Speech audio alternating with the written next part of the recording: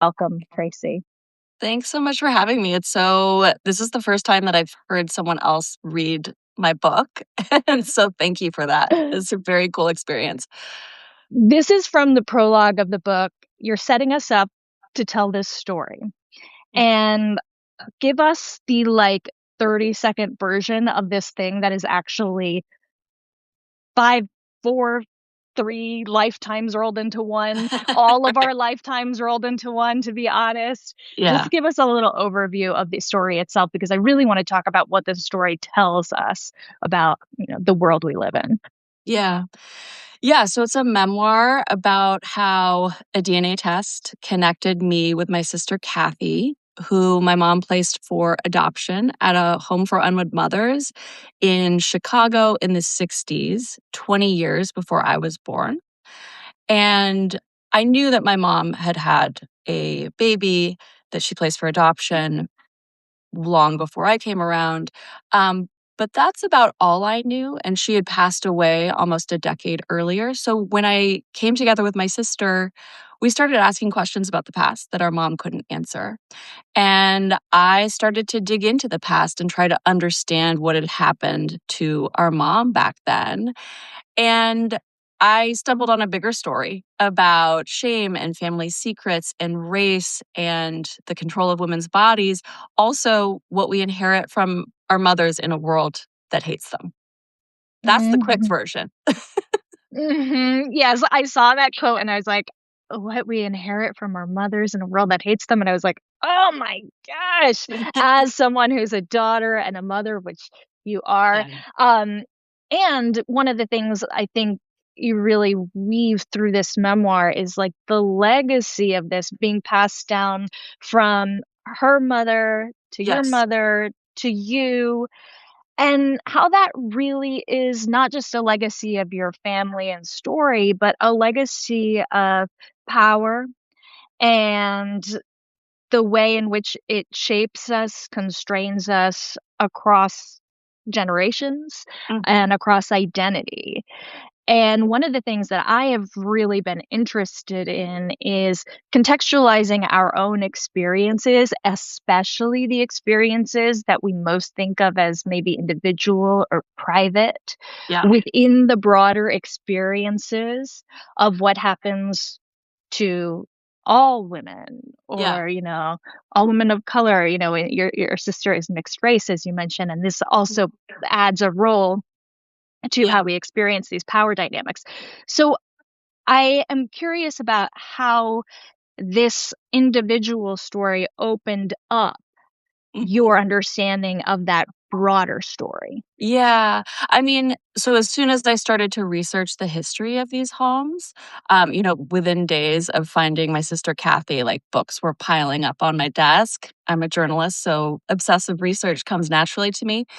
And my entire understanding of my mom's story really was turned on its head. I'd kind of understood it as she had faced a difficult personal predicament, a difficult personal choice, that she was a teenager in the Midwest in the 60s, that contraception was taboo, abortion was illegal. It was a tough choice.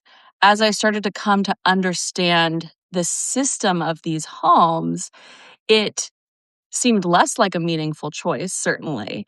And I also came to see it within this broader systemic context. So, just to give people a little bit of background of the history, um, women were essentially, usually white women, were sent away as soon as they started to show in their pregnancies. They were hidden behind the walls of these homes. And the idea was that they would stay there until they gave birth, and that they would then place their babies for adoption, typically with white married couples. And ostensibly, the idea was that these women were being protected, and their families too were being protected from the shame of an out of wedlock pregnancy, that they could pretend it had never happened and return to their lives and move on and forget, which proved to never be true, of course, but that was the lie that they were sold at the time. Um, and the idea was that they were going to get a second shot at becoming proper women and wives and mothers. And it was this broader racist and sexist system that was designed to reinforce marriage and the white nuclear family norm. Um, it was also designed to control women's sexuality, right? To reroute it into marriage. And so once I started to see that context, once I started to understand that most, if not all of these adoptions were coerced, if not forced, that many of these women, suffered with PTSD, um, mental health issues, struggled with addiction for the rest of their lives. I really, saw that it wasn't this personal, unique predicament that she had found herself in, that she had really been pulled into the gears of this bigger social machine. Yes, and you talk even here in the prologue, you use this rhetoric of the dividing line, Mhm. um, and this idea of the dichotomy of good or bad, Mhm. of wife or whore, virgin slut, mother lover, right? This is a dividing line you say is used to control women. Yeah. Can you tell us how exactly Yeah. that I mean, I think manifests? yeah. I think one of the most interesting things specifically to this era and to this system is that it was white women typically who were sent away. And that was because of this assumption of their inherent purity and goodness, that they had fallen from their pedestals and that they could, through this process of being hidden away and having their babies taken away, living in secrecy, then be returned to their pedestal. But Black women who got pregnant and were single at this time were expected to raise their babies, often within their extended families. And that was in part because of racist stereotypes about Black women's hypersexuality. And so there wasn't the assumption of purity and goodness to start. In fact, quite the opposite. So they were not pulled into this system of redemption. And then as a result, they faced all sorts of associated costs by raising their children, including lost education, lifelong poverty. They were targeted by welfare officials. And then the visibility of single Black mothers was used to make arguments against the growing civil rights movement of the time, to make arguments for school segregation, for example. um, and it also helped to in dividing Black and white unwed mothers and kind of pushing them along these very separate tracks, um, helped to conceal their shared interest in reproductive justice, right? Mhm. And I mean, I think we see this over and over and over again, the way that dividing women, I mean, there's so many divisions that we can make.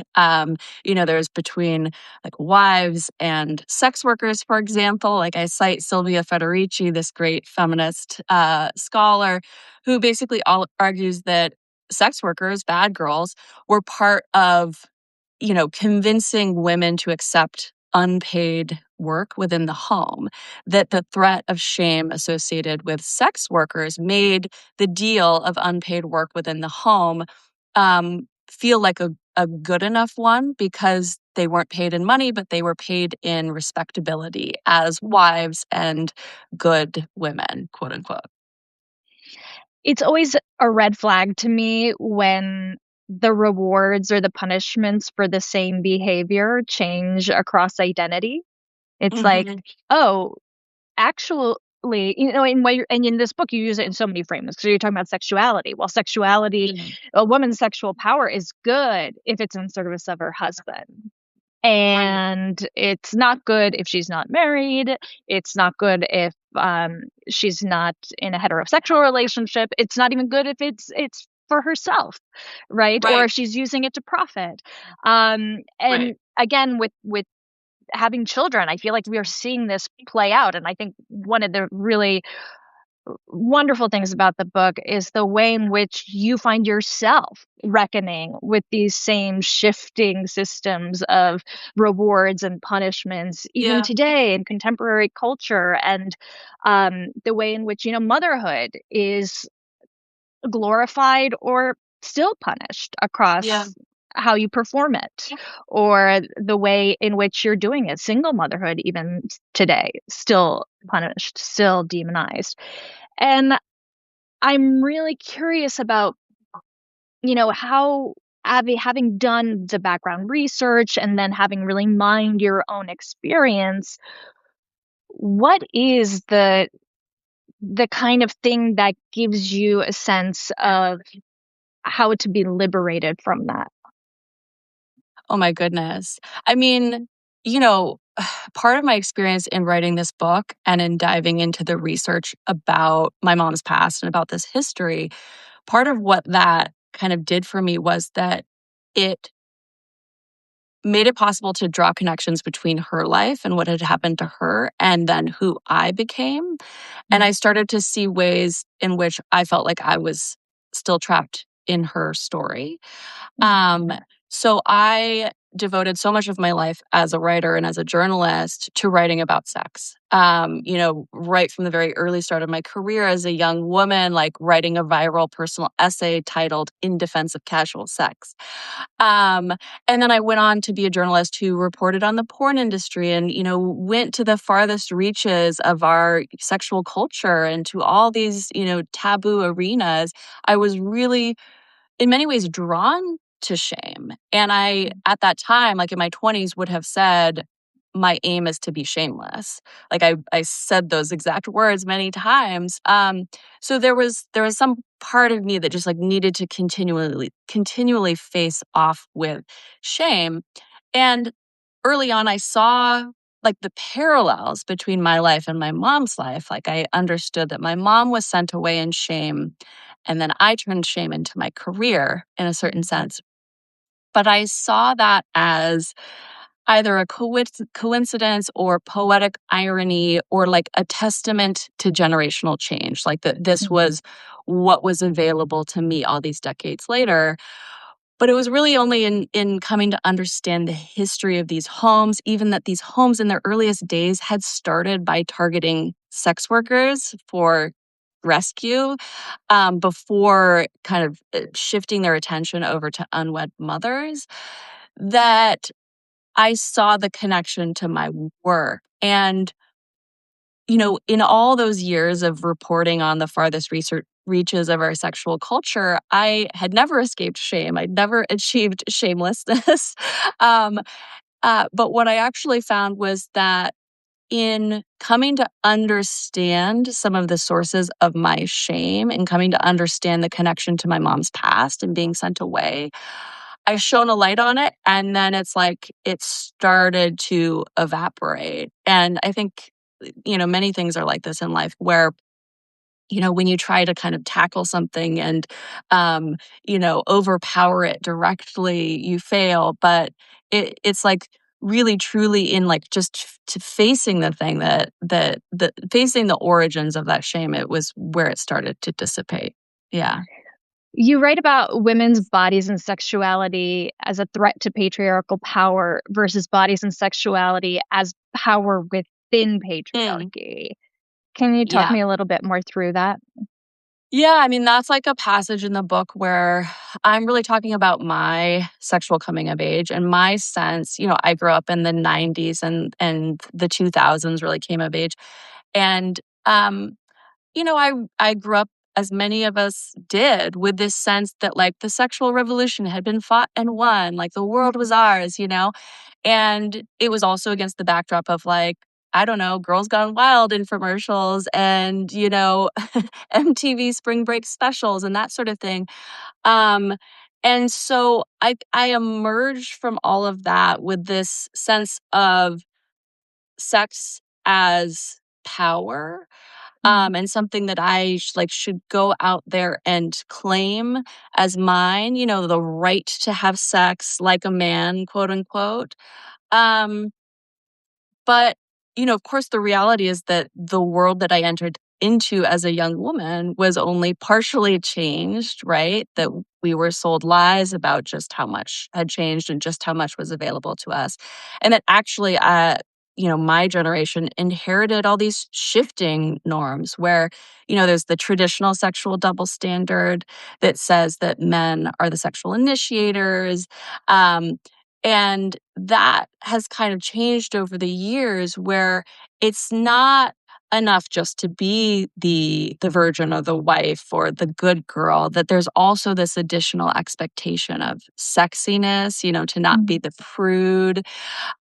So it's like this really, confusing and difficult landscape to like try to traverse as a young woman entering into the world.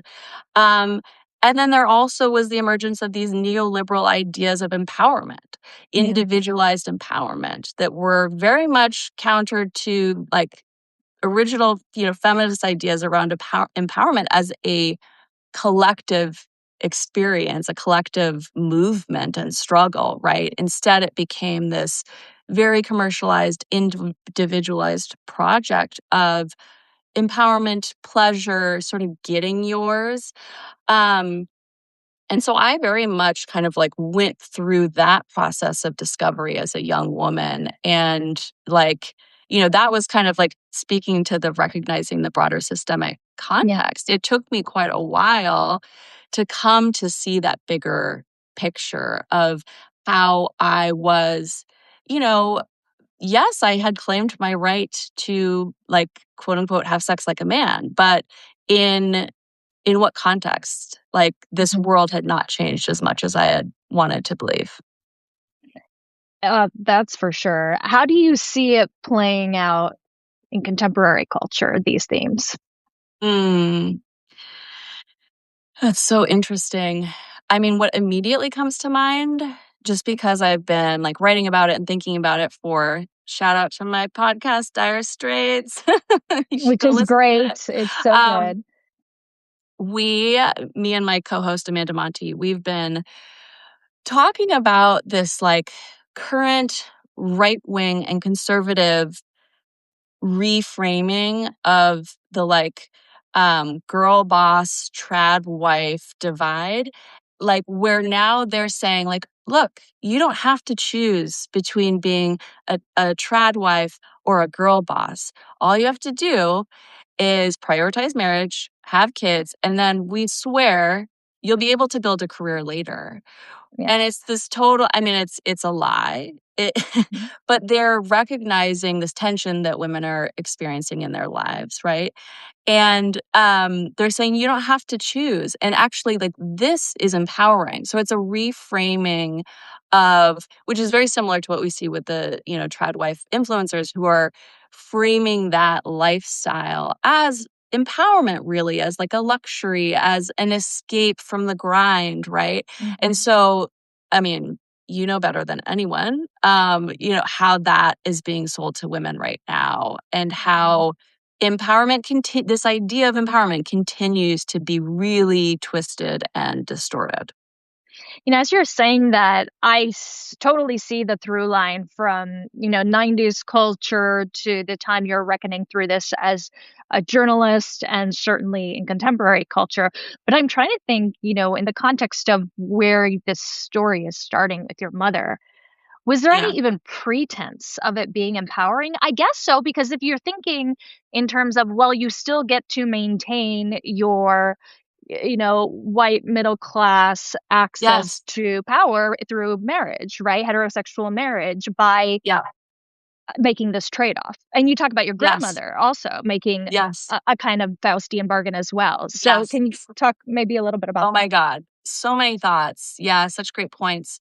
Um, oh my goodness. Yeah, my grandmother's, my mom always called it a deal with the devil. Mhm. My grandmother, it's very clear, at least at one point, that she tried to leave her husband, that my mom remembered coming home in high school to her mom packing her bags, but he talked her out of it. And when my grandmother died, when she was on her deathbed, she called the entire family into the room, including her husband, and said to him in front of everyone, I should have left you the day I married you. You promised me a better life. a second chance. Essentially, he had promised her that he would die first and she would have another shot at a happy life. And so she had hung on. I mean, also worthy of note that this was before no fault divorce, right? So she was also really constrained in her choices there. Um, and, part of the bargain was that she was given a life of comfort, financially. But it was also a life of silent misery, that was her bargain. In terms of my mom, oh my goodness. Yeah. I mean, it was essentially in exchange for placing your baby for adoption, in exchange for hiding yourself away during your pregnancy, they were they were promised that they could return to essentially the privilege of whiteness, given that most of Mhm. these women were white. And so I think the thing that was really important for me in coming to understand how the system worked was that it was designed both to oppress them as women and also to return them to their white privilege. It was both at the same time. And I think we see a lot of those dynamics with these kind of, promises of empowerment, whether it's in, the tradwife life or anything else. Like yeah. Yeah, it reminds me so much of the distinction between hostile sexism and benevolent sexism, Mhm. which is Yeah. basically a system of rewards and punishments. If you comply with these standards of white supremacist, heteronormative Yeah. femininity, then there's a promise of a benefit, and that was true Yeah. in the story you're telling, and that's still true today. I'm not saying the benefit is realized, but there's the promise that you will have access to safety, security, respectability, Yeah. certainly. And then by contrast, the hostile sexism says basically if you don't comply or if you challenge these systems of male dominance and you try to assert yourself and your independence and your power, you will certainly be facing backlash and hostility, potential violence, threats of abuse from the people who are in power, often Yeah. from men, if you do assert your own independence. So, yeah, I just talking out, kind of thinking through it in real time here of Yeah. just how much that kind of system of punishments and rewards is Yeah. still being used to Oh, uphold the yeah. same kind of power structure. And Yeah. yet, and yet we're just reframing it under this guise of I choose my choice. Uh-huh, 100%. 100%. Exactly. We still have that going on. Yeah, I mean, as you're talking, I'm reminded of the sex worker activist Margot St. James, who always spoke about sex workers as the punishment set by the system. Mm. And so the punishment is not just the criminalization of sex work, but also the shame that's heaped on sex workers. And it's what some scholars call whore stigma, which does not apply just to people who are sex workers or who are assumed to be sex workers, but it applies to any woman who steps out of line. And so Mhm. that would apply to single women, single mothers, divorcees, women who, speak out against domestic violence, right? Like these threats have long been held up as a way to keep women in line. And so again, to like get back to the good girl, bad girl, this dichotomizing, like that is part of why this essential dividing line is so maintained over the years is because it is a really powerful form of social control. The thing that I really struggle with, and I'm really curious to hear your perspective on this, is the kind of gaslighting around this all happening that's happening now. I think when people read your book, they're going to be like, well, obviously that was a horrible way to handle it. Yeah. But under this assumption that these dynamics are not still playing out, they might Yeah. look different. But in a way, there's a kind of added, I find, when I'm reporting on these dynamics in the workplace, there's a kind of added trauma to the idea that, well, it's not as explicit. Mhm. And so, even though you might be experiencing a lot of the same kinds of consequences, because there's an unwillingness to even recognize that this is happening. Not saying that people were like widely and openly talking about this as it was happening at the time, Right. but I think there is this assumption that we have come so far in a way that really makes people feel an added layer of shame and Yeah. isolation. And I am curious about like what you make of this added element of like the pretense that this is not still very much with us. Oh, man. I mean, it's been really wild, and I know you've had this experience with your book too, Mhm. to kind of see what's burbling up in politics and culture right now because, yes, like, so much of this book is me looking into the past, looking at specifically 1965 when my mom was sent away, but the parallels are just so striking. I mean, it's just explicit, right? Like earlier this year, the Heritage Foundation came out with a report on quote unquote saving the American family, which really just proposes a bunch of different ways to strong arm women into marriage, both by making any other path untenable, including single motherhood,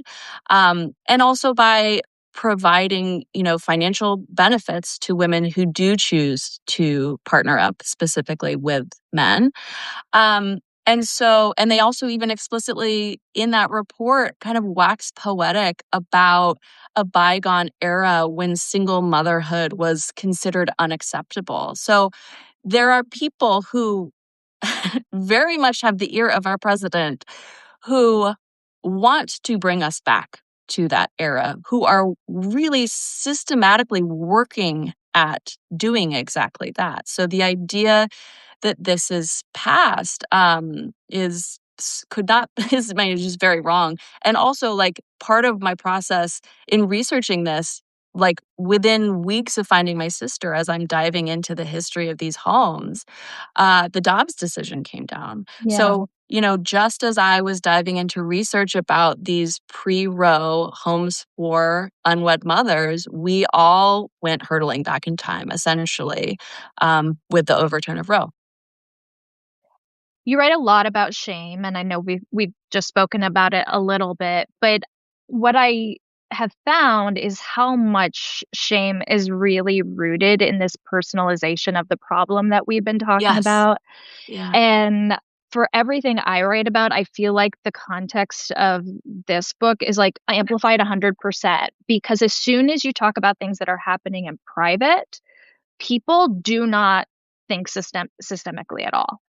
At Yeah. all. Like they even people who I don't know if you encounter this in your reporting or your research, but people who identify as progressive, who think in terms of systems of oppression, they'll still come to this discussion of sexuality, of relationships, of parenting through these very individual frameworks in a way that I think reinforces their isolation, reinforces their shame, and effectively keeps us quiet, Yeah. right? Yeah. Yeah. I mean, I think like my mom's story is such a perfect example of that in that, these women were hidden away in shame. These were secrets, right? And I think that she emerged from that. Granted, she understood that other women had gone through this process, but I think the shame was part of what kind of pushed her to keep it private and secret. And it, I think, when you keep something in secret like that, it does feel like it is your own unique individual choice. Much like I thought, and that was my understanding of her story, was that this was her own unique story and individual choice. And I didn't see, and I know that she didn't see this connection to this broader system that I think would have allowed her a greater sense of kind of compassion for herself and forgiveness that she was never, able to arrive at. But yeah, the sort of secret keeping, and I think about that too in terms of like everything that I didn't learn about her story and everything that she wasn't able to kind of share with me, like how much is lost when we because of shame, are not able to have these kinds of conversations with our moms or our grandmothers, and how there's this like lost kind of generational knowledge. And in so many ways, this book is me, like, I don't have my mom here to be able to go to and ask about her experience, but instead I turn to the history books and, the librarians and researchers, and in order to kind of piece together her story and come to better understand it. Yeah.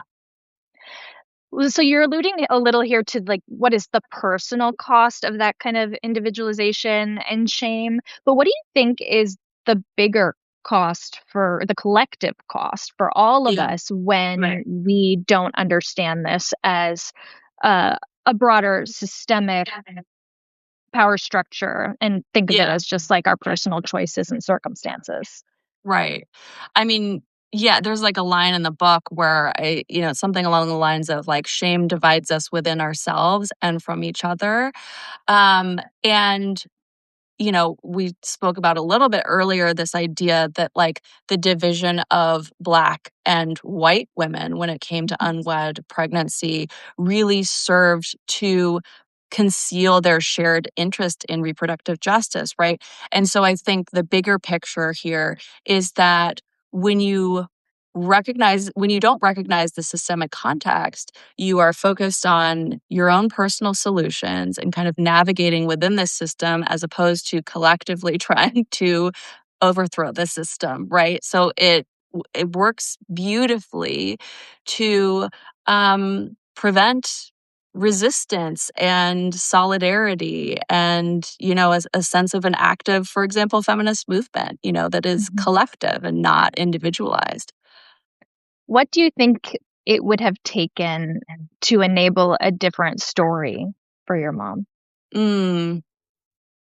It would have taken, I mean, gosh, her parents would have had to have been willing to support her in becoming a single mom back then. They would have had to have been willing to face the taboo and the shame associated not just with an unwed pregnancy, but also with her daughter being mixed race.